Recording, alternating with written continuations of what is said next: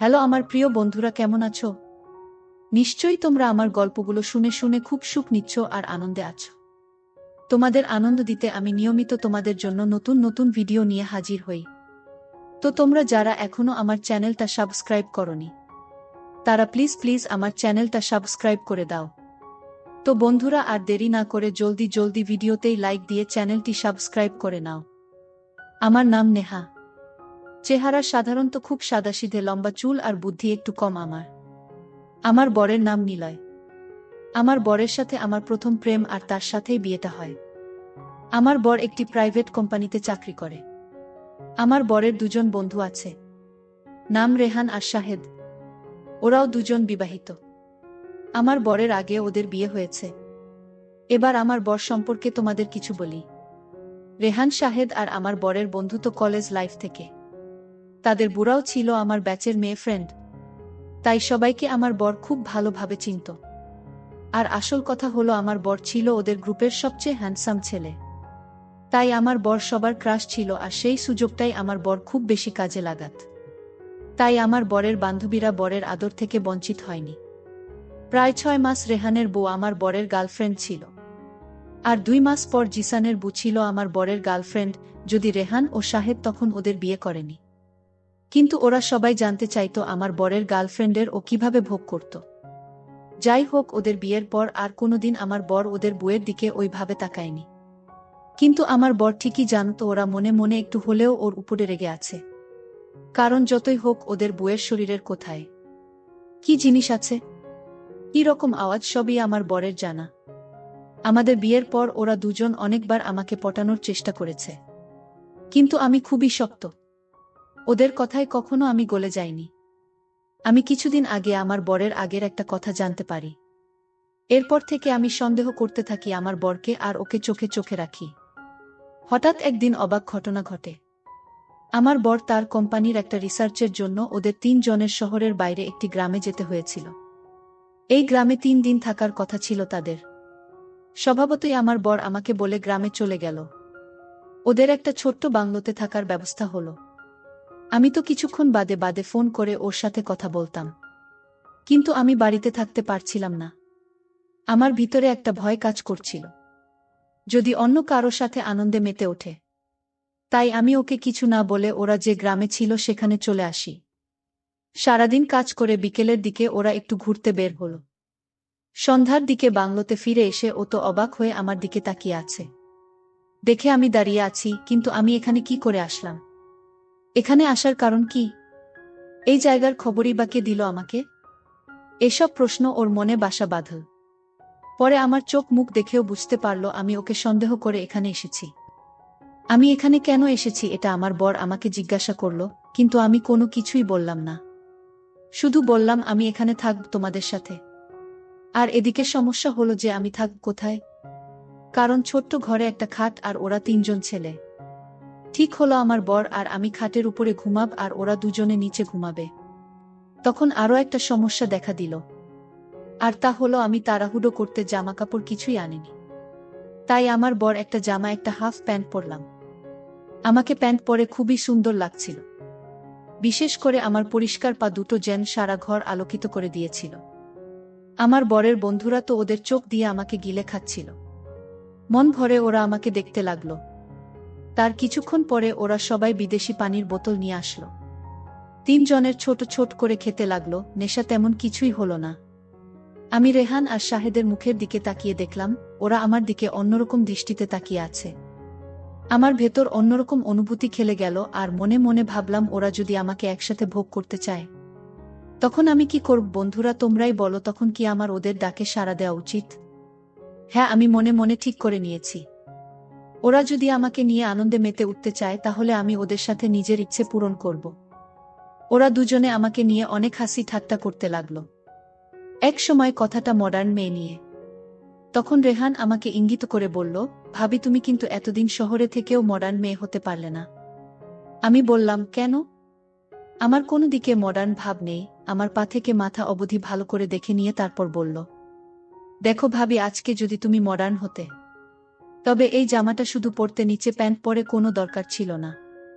তোমাকে দেখতে আরো বেশি ভালো লাগতো। আর তুমি নিজেকে মডার্ন বলতে পারতে। এমনিতে আমার বর আমাকে কোনো জামা কাপড় নিতে দেয়নি। তাই আমি একবার আমার বরের দিকে তাকিয়ে তারপরে রেহানের দিকে তাকিয়ে বললাম, দাঁড়াও, আমি এক্ষুনি আসছি। এই বলে ঘর থেকে দৌড়ে বেরিয়ে গেলাম।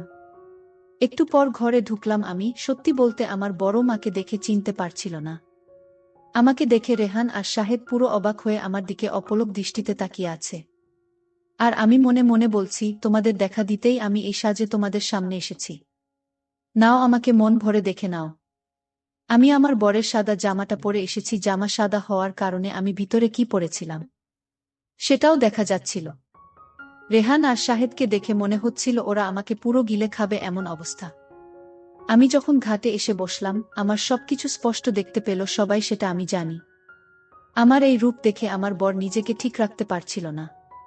আমি বুঝলাম আমাকে দেখে আমার বরের যদি এই অবস্থা হয়, তাহলে রেহান আর শাহেদের কি অবস্থা হবে। আমি বললাম, দেখো এবার আমাকে কেমন লাগছে। বলল, ভাবি তোমাকে তো দেখতে মডার্ন আর হেব্বি লাগছে।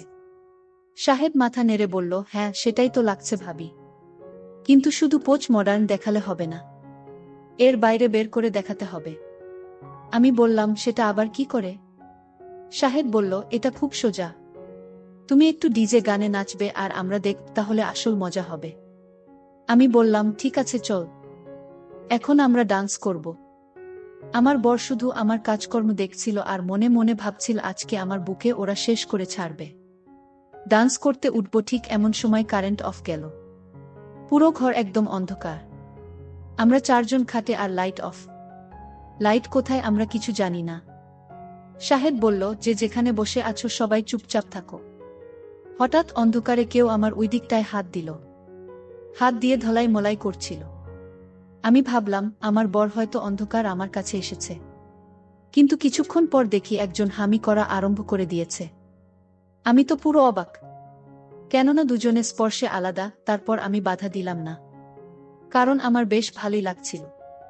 একজন আমার সেবা করতে শুরু করলো আর অন্যজন ওগুলো ধরে যাচ্ছিল। আমি আরো উত্তেজিত হয়ে গেলাম, জোরে জোরে শ্বাস নিতে লাগলাম। এভাবে দুজন আমার সেবা করতে লাগলো। আমি আগে কখনো এমনটা পাইনি। আমি ভেসে যাচ্ছিলাম আনন্দের সাগরে। বন্ধুরা, ভিডিও মাঝখানে একটা কথা বলতে চাই। আমি তোমাদের আনন্দ দেওয়ার জন্য খুব কষ্ট করে ভিডিও বানাই। তাই তোমাদের কাছে অনুরোধ থাকবে, অবশ্যই এই ভিডিওটি দেখে একটি লাইক করবে এবং সামিয়া ব্লগ চ্যানেলটি সাবস্ক্রাইব করে পাশে থাকবে। এভাবে বেশ কিছুক্ষণ কেটে গেল। হঠাৎ করে চলে আসলো আর যা দেখলাম তাতে পুরো অবাক। দেখি আমার বর খাটের একপাশে চুপচাপ বসে আছে। রেহান আর শাহেদ তখন আমার সেবা করে যাচ্ছে। আমার বরের দিকে তাকিয়ে দেখি আমার বরের মুখে একদম শুকিয়ে কাঠ হয়ে গেছে, কিন্তু মুখে কিছু বলল না, কারণ ও ওদের বুদের সাথে এমনটা করছে। তারপরে রেহান আর জিসানের কাজ শেষ করল। আর যাই বলো বন্ধুরা, আমি কিন্তু বেশ মজা পেয়েছি। আমার বর তখন ওর বন্ধুদের বলল, তোরা তাহলে প্রতিশোধ দিয়েছিস? তোর বুদের সাথে আমি সেবা নিয়েছি বলে তোরা দুজন মিলে আমার বুয়ের সাথে কাজ শেষ করে দিলি। বন্ধুরা, আজ এই পর্যন্তই। আশা করি গল্পটা তোমাদের কাছে অনেক ভালো লেগেছে। তো বন্ধুরা, আজকের গল্পটি তোমাদের কাছে কেমন লাগলো তা কমেন্ট করে আমাকে জানিয়ে দিও। আমার চ্যানেলের অন্যান্য গল্পগুলো শুনে এসো আর অবশ্যই ভিডিওতেই লাইক দিয়েছেন, একটি সাবস্ক্রাইব করে দিও প্লিজ। তোমরা সবাই অনেক অনেক ভালো থাকো আর নিয়মিত আমার গল্পগুলো শুনে কিন্তু। আমি নিয়মিত তাদের জন্য মজার মজার গল্প নিয়ে আসব। আর ফেসবুকে আমার সাথে আড্ডা দিতে জলদি ডিসকাশনে দেওয়া লিংক থেকে আমাকে ফেসবুকে মেসেজ দাও। ভিডিওটি দেখার জন্য তোমাদের অসংখ্য ধন্যবাদ।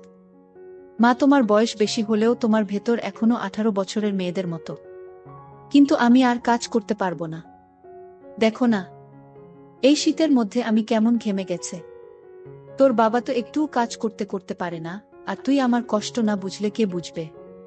প্লিজ বাবা, একটু কষ্ট হলেও কাজটা শেষ করে তারপর ঘুমিয়ে পড়। হ্যালো আমার প্রিয় সুইট কিউট বন্ধুরা, কেমন আছো? তোমরা নিশ্চয়ই আমার গল্পগুলো শুনে শুনে খুব সুখ নিচ্ছ আর আনন্দেই আছো। আনন্দ দিতেই আমি নিয়মিত তোমাদের জন্য নতুন নতুন ভিডিও নিয়ে হাজির হই।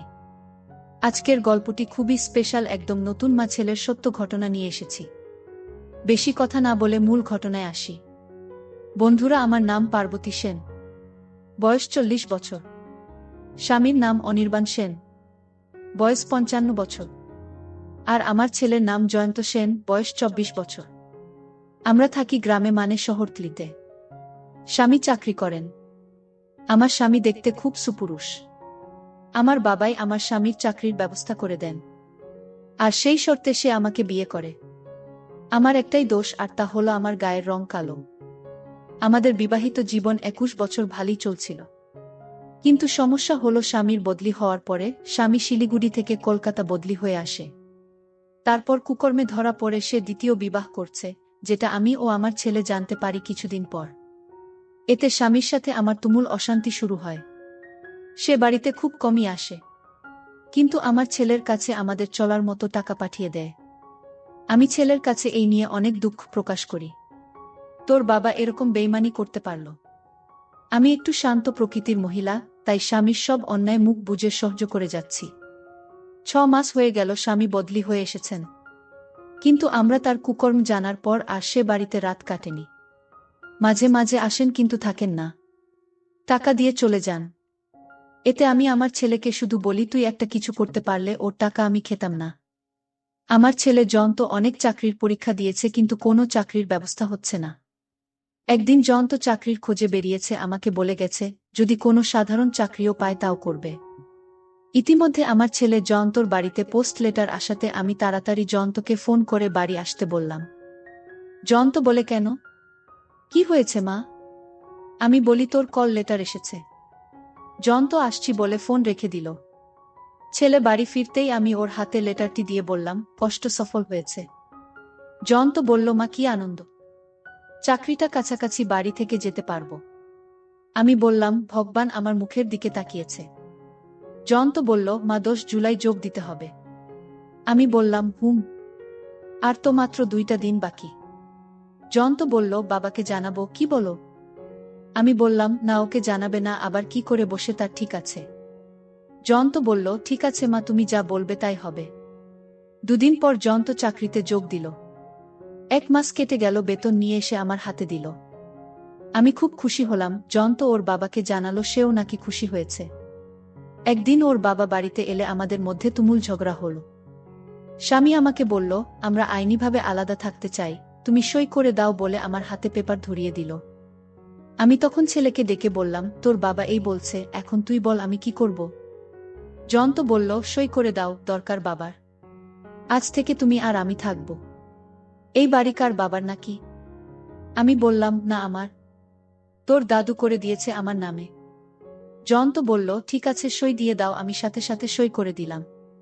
স্বামী কাগজ হাতে নিয়ে জয়ন্তকে বলল, তোর সাথে কথা আছে। জয়ন্ত বলল, কোনো কথা নেই, তুমি যাও।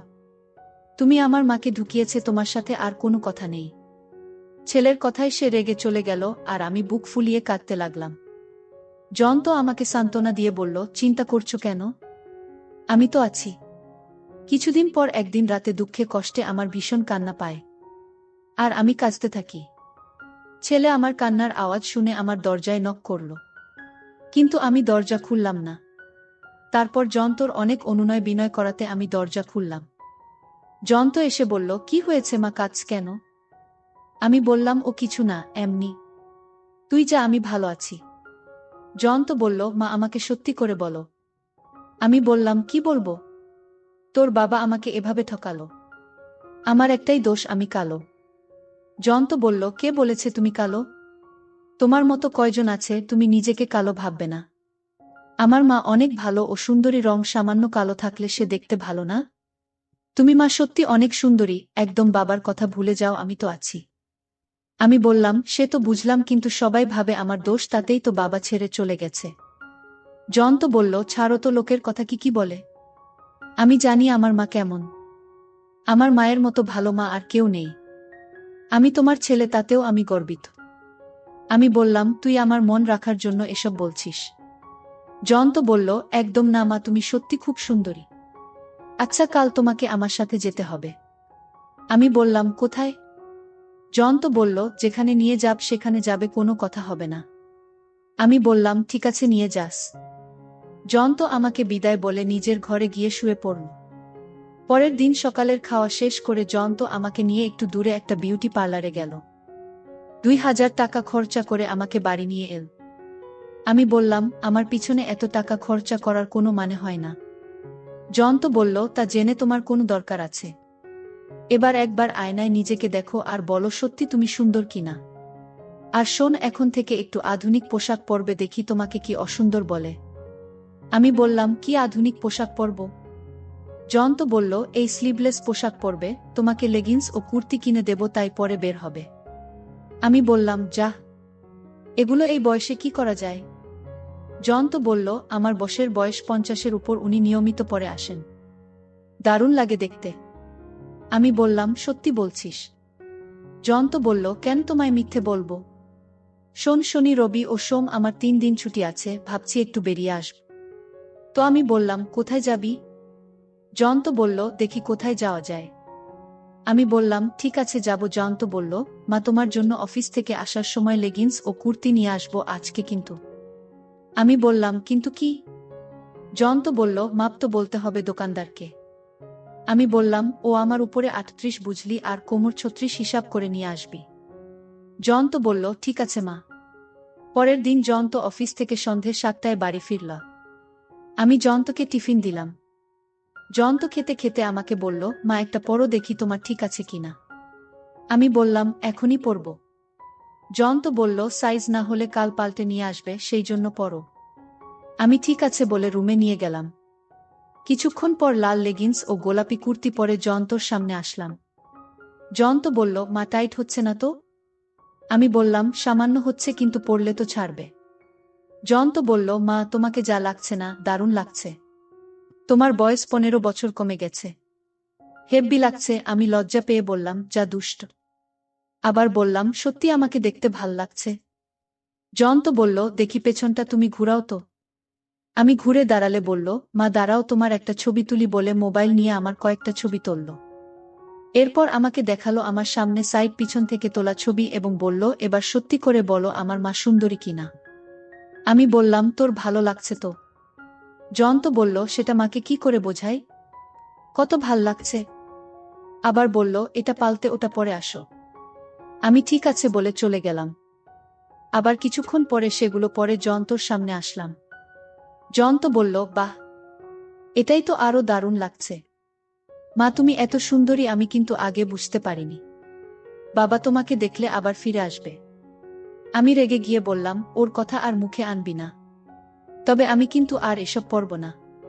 জয়ন্ত তখন কান ধরে বলল, ভুল হয়ে গেছে মা, তবে। আমি বললাম, তবে কি?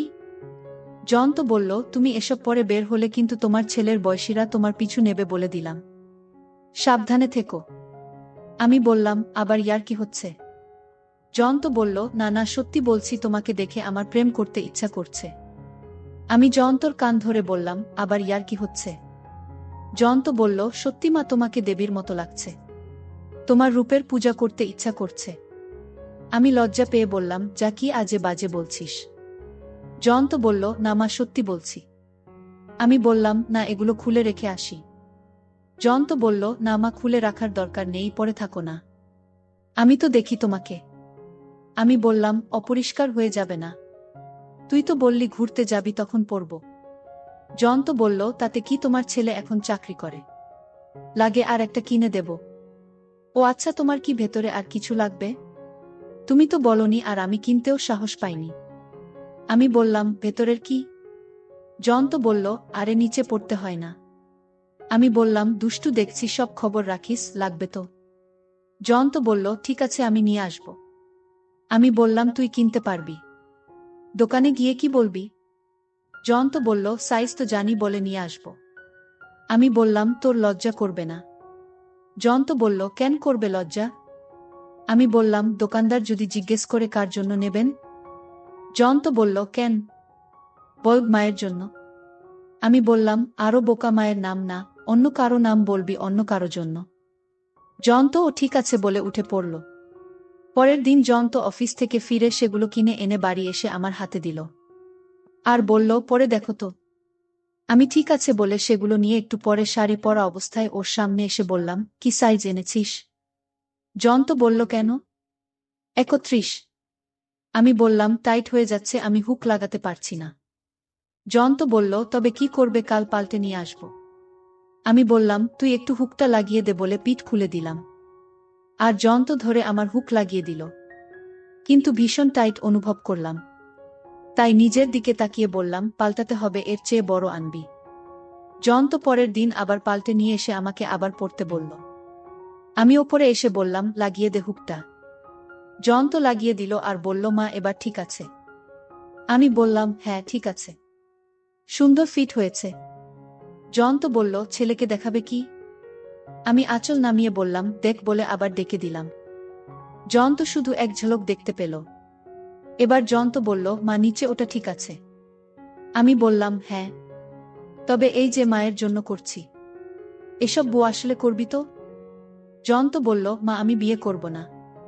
আমি বললাম, পাগল ছেলে, তাই হয় নাকি? জয়ন্ত বলল, কেন হবে না? আমি না করলে কি করবে আমার? তারপর আমি ঘরে গিয়ে নাইটি পরে এলাম এবং বললাম, কোথায় যাবি বললি না তো? জয়ন্ত বলল, চলো কাল সারা দিনের জন্য কলকাতা ঘুরব। তুমি নিকো পার্ক বিক্রিয়া জাদুঘর গেছ? আমি বললাম, না, কোথায় আর গেলাম, আর কবে গেলাম? জয়ন্ত বলল, সারাদিনের জন্য যাব আর রাতের খাবার খেয়ে আসব। আমি বললাম, ঠিক আছে, শনিবার যাব, কাল বাদ পরশু কেমন? জয়ন্ত বলল, ঠিক আছে, তাই হবে। শনিবার আমরা দুজনে, মা আর ছেলে, রেডি হতে লাগলাম। জয়ন্ত জিন্স আর টি শার্ট পরল। আমি ওকে বললাম, আমি কোনটা পরব? জয়ন্ত বলল, লাল লেগিংস আর হলদে কুর্তি। আমিও তাই করলাম। আমরা মা ছেলে বেরিয়ে 9:30টায় জাদুঘরে পৌঁছলাম। টিকিট কেটে ভেতরে ঢুকলাম। ঘণ্টাখানেক ভিতরে ঘুরে দেখলাম। তারপর বেরিয়ে রেস্টুরেন্টে ঢুকে খাওয়া দাওয়া করে ট্যাক্সি নিয়ে পার্কের দিকে গেলাম। সেখানে সব জোড়া জোড়া বসে আছে। জয়ন্ত আমাকে বলল, মা এখানে একটু বসবে? আমি বললাম, হ্যাঁ চল একটু বসি। আমরা পুকুরের পাড়ে চলে গেলাম। সেখানে একটা ফাঁকা বেঞ্চ পেলাম, সেখানে গিয়ে বসলাম।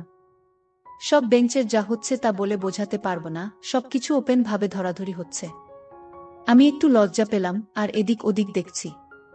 আবার জয়ন্তর দিকে তাকাচ্ছি। জয়ন্ত তখন বলল, মা এখান থেকে যাবে নাকি? আমি বললাম, কোথায় যাব? জয়ন্ত বলল, ঠিক আছে তাহলে বস। আমি বললাম, নিরিবিলি জায়গা কিন্তু। জয়ন্ত বলল, কিন্তু কি? আমি বললাম, না, এই যা হচ্ছে তাই বলছি। জয়ন্ত বলল, কি হচ্ছে? আমি বললাম, দেখতে পাচ্ছিস না কি হচ্ছে? জয়ন্ত বলল, ওদের কাজ ওরা করেছে। আমাদের কি?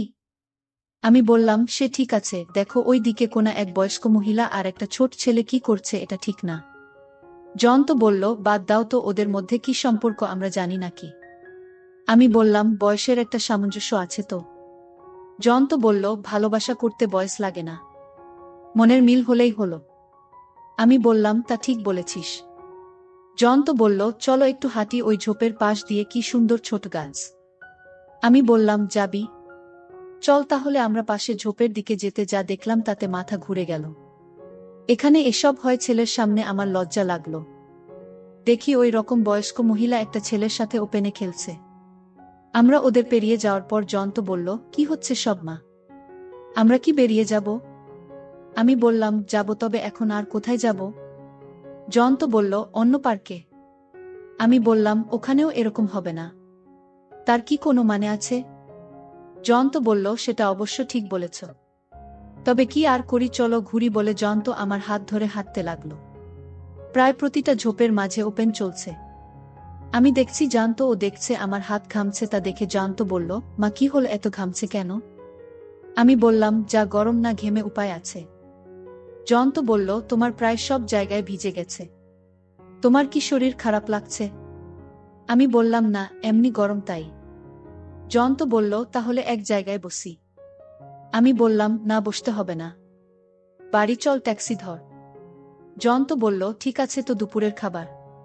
আমি বললাম, বাড়ির কাছ থেকে বিরিয়ানি নিলে হবে। জয়ন্ত ঠিক আছে বলে সোজা বেরিয়ে ট্যাক্সি ধরে বাড়ির উদ্দেশ্যে রওনা দিলাম। আমি চুপটি করে বসে রইলাম, কোনো কথা বললাম। প্রায় 1 ঘন্টা লাগলো আমাদের বাড়ি আসতে। আমি চেঞ্জ করে নিলাম। জয়ন্ত আমাকে বলল, মা তুমি কি আমার উপর রাগ করেছ? কোনো কথা বলছো না যে? আমি বললাম, না রে, কেন রাগ করব? আমার আসলে ভালো লাগছিল না বলে হু হু করে কেঁদে উঠলাম। জয়ন্ত বলল, মা কি হলো, কাঁদছো কেন? আমি বললাম, ওখানে তোর সাথে না গিয়ে আমার যাওয়া উচিত ছিল তো বাবার সাথে। তোর বাবা আমাকে ছেড়ে অন্যকে নিয়ে ফুর্তি করছে। কিছু না বাবা, তুই আমার লক্ষ্মী ছেলে, তোর উপর রাগ করতে পারি? তুই আমাকে খুশি রাখার জন্য অনেক চেষ্টা করছিস। জয়ন্ত বলল, মা তোমাকে বলছি না। বাবাকে ভুলে যেতে উনার কথা মাথায় আনবেন না। আমি বলেছি তো বাবার অভাব আমি পূরণ করব। তোমার যখন যা লাগবে আমাকে বলবে, আর তুমি বাবার কথা ভেবে মন খারাপ করছো, এটা ঠিক না মা। আমি একটু হেসে বললাম, আমার ভুল হয়ে গেছে খোকা, মাফ করে দে। জয়ন্ত বলল, ঠিক আছে ঠিক আছে। ভেবেছিলাম কিছু কেনাকাটা করব, তা আর হলো না। আমি বললাম, কি আবার কেনাকাটা করবি? জয়ন্ত বলল, তোমার জন্য শাড়ি ও গয়না কিনব ভেবেছিলাম। আমি বললাম, কি গয়না? জয়ন্ত বলল, একটা নেকলেস। আমি বললাম, সত্যি বলছিস? জয়ন্ত বলল, তবে কি মিথ্যে তুমি মুখ গোমরা করে চলে এলে? আমি বললাম, সন্ধ্যের পর আবার চলো। জয়ন্ত বলল, যাবে তো? আমি বললাম, হ্যাঁ যাব। দুজনে সন্ধ্যার পর গেলাম। পলাশচন্দ্র শপ থেকে একটা নেকলেস নিলাম, ও আমাকে শাড়ি ও স্লিভলেস ব্লাউজ কিনে দিল। সব কিনে বাড়িতে এলাম 9:30টার সময়। সামান্য বৃষ্টি হচ্ছিল। আমি বললাম, আগে খেয়ে নেই, তারপর দেখা যাবে। জয়ন্ত খেতে খেতে বলল, আর বাবার কথা মনে করবে না তো? আমি বললাম, না করব না। তোর বাবা আজ পর্যন্ত কোনোদিন একটা গহনাও আমাকে দেয়নি। আমি খুব খুশি। খাওয়া শেষ হতেই জয়ন্ত বলল, এবার একটু পরে দেখাও। আমি দেখাচ্ছি বলে সব হাতে নিয়ে বললাম, আমার ঘরে আয়, ওখানে বসে পড়ব। জয়ন্ত বলল, দাঁড়াও, বাইরের সব বন্ধ করে দেই। তুমি গিয়ে পড়তে শুরু করো। তারপর জয়ন্ত গেট বন্ধ করে আলো নিভিয়ে আমার ঘরে এল। আমি তখন ভিতরের কাপড় বসে আছি। জয়ন্ত আসতেই বললাম, হুকটা লাগিয়ে দে। মোটা শরীর তো হাতে পাই না। জয়ন্ত পেছন থেকে লাগিয়ে দিল। আর আমার কোমর পিঠে আলতো করে হাত বুলিয়ে নিন। তারপর শাড়িটা পরলাম। সবশেষ নেকলেস পরলাম। তারপর আমি জয়ন্তর সামনে দাঁড়িয়ে কোনো কথা না বলে চোখ দিয়ে জল ছেড়ে দিলাম। জয়ন্ত উঠে দাঁড়িয়ে আমাকে জড়িয়ে ধরে বলল, মা কি হলো, কাঁদছো কেন?